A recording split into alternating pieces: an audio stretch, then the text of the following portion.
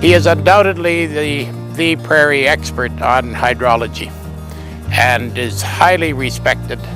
In my mind, he's the go-to hydrologist in this province. Getting into hydrology was a bit by accident. When I graduated, there weren't a huge number of jobs, so the job I was offered was one with PFRA in Saskatchewan, working on the South Saskatchewan River project, Lake Diefenbaker Gardner Dam.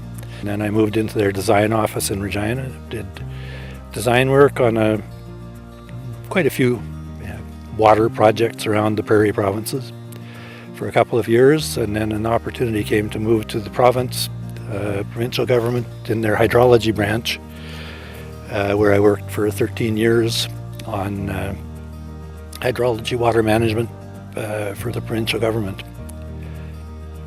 And then after that, I sort of got promoted into management positions with the government.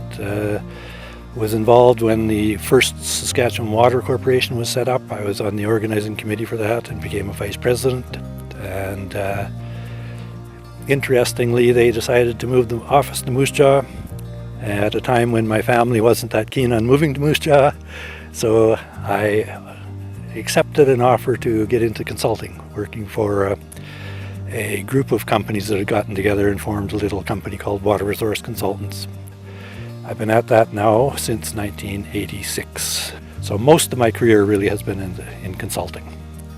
Ray and I were inmates in the same institution for quite a few years. He was with the Ministry of Environment, or the Department of Environment at those days, and I was in Department of Highways.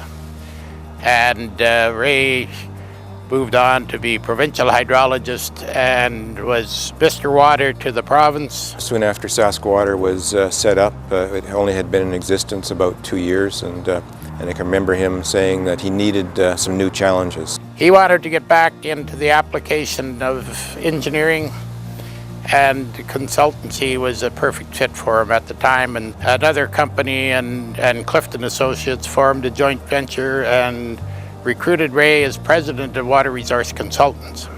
Things slowed down in the consulting business. So we sold the company to Ray for, I think, the grand sum of $1. So they gave me the company. And it just shows that Ray was better than most people in Saskatchewan at making $1 go a long ways. Undoubtedly, Ray would be proud of his early work, working with the Gardner Dam. Lived in actually a construction trailer for the first 6 months. Quite an experience to be that involved in a major earth-moving project. And then the second 6 months I was moved to the main dam, where I was working on the concrete spillway works, which is one of the biggest pieces of concrete in Saskatchewan. A very good exposure to engineering, to the hard aspects of engineering. He did a lot of work with the ministries, both on an organizational perspective and a technical perspective, to set the province in motion to collect data that to this day, the methodologies and data acquisition that he implemented in the 70s and 80s is still being maintained. He worked with 2 other individuals. They did consultations around the province and developed a mandate for the first one-stop water shop in Saskatchewan, and were the driving group that set up Saskwater. Well, Ray has been one of the lead consultants in stormwater management in the city of Regina. But one of the larger projects, and probably maybe one of the more interesting ones, was the deepening of Wascana Lake here, in which he was on the hydrology side. Ray was the prognosticator on the date of the water would enter the lake, and we relied on him very heavily. He gave us a date, we were out by the date, and I think the next day the water came in. There's a little urban lake. The city of Regina's water resource managers engaged me to do a design of a rehabilitation project to make sure that that dam didn't fail, or that it stopped failing, so to speak. It's right here in Regina where I live, which is most of my work has been everywhere else first international project I did was in China. It related to environmental monitoring for a big industrial city of Wuhan in Hubei province in China. Certainly a very exciting, interesting thing for a small city prairie boy to go to a city of 6 million and try to help them. He's been very successful employing his knowledge base around the world internationally at a successful level.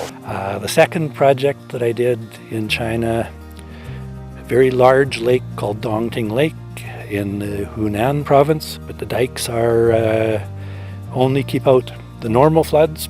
Every now, fairly frequently, they had floods that just overtopped the dikes. There were 10 million people living on the bottom of this lake. 10 million people who had to be evacuated or something done for them every time a flood came, which was fairly frequently.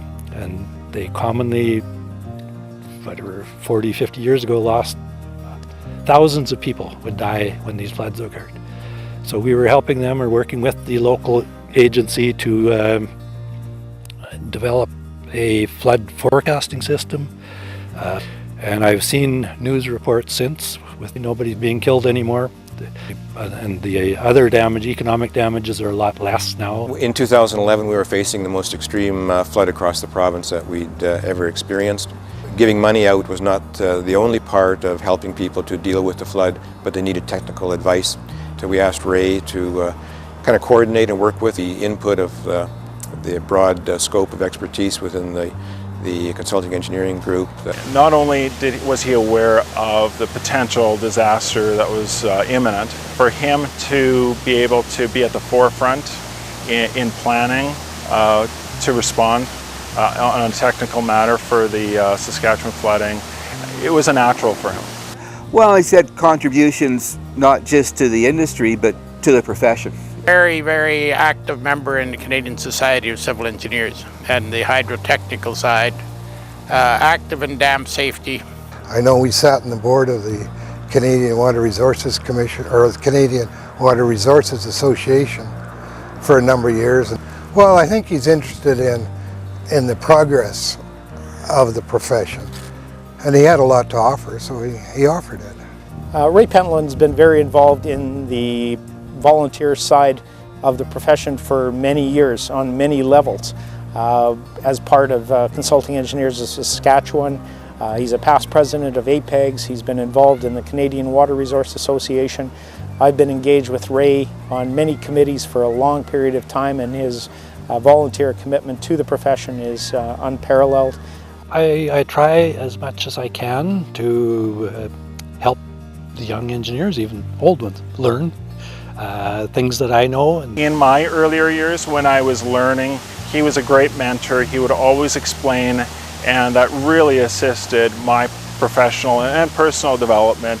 He's one of the most renowned people in that industry, and to be able to learn from him was such a blessing so early in my career. My first experiences with Ray occurred when we began the project for the Boundary Rafferty Diversion Channel in the late 1980s. I was a young graduate engineer at the time, and he didn't treat me like a young engineer who didn't know anything. He was very open to suggestions and discussions about how the project should develop, and always treated me with respect. The mentorship opportunities he's had with some of the younger engineers out there, I think that's important for him as a legacy to leave behind. He's really easygoing. He's very patient. It was always easy to learn with him. Well, even when things are serious, when Ray's around, they're not that serious, because he does have a very ready sense of humor.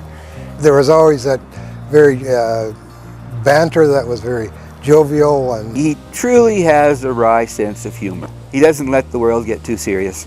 He wants to be doing different things, he wants to be doing new things, and that's what really drives a lot of his good work. Ray's willing to change his mind, and to me that's a real testament to a true professional when they're willing to do that. he'll take on work now if he's interested in it, and if it is a bit of a challenge, yes. He wants to be one of the better ones. He wants to be the best. He's done a great service to the province, to investors, to the cities and municipalities around the province in Western Canada, and we appreciate it very much. Well, Ray, it's truly great that someone has worked in the hydrology area can be recognized for your achievements, and they are truly well deserved. Well, Ray, it is with good wishes and well-deserved thanks from the profession and from our group for this award. Good job, Ray. And look at all your friends, and look at all the friends that you've made and the respect that you've earned. Definitely congratulate Ray in his remarkable career, his exceptional engineering. I'm really blessed to have had Ray as one of my early mentors, and he influences me in my career every day. I'm just so thankful that he was there to help guide me early and help give me the skills that I needed to do what I do now.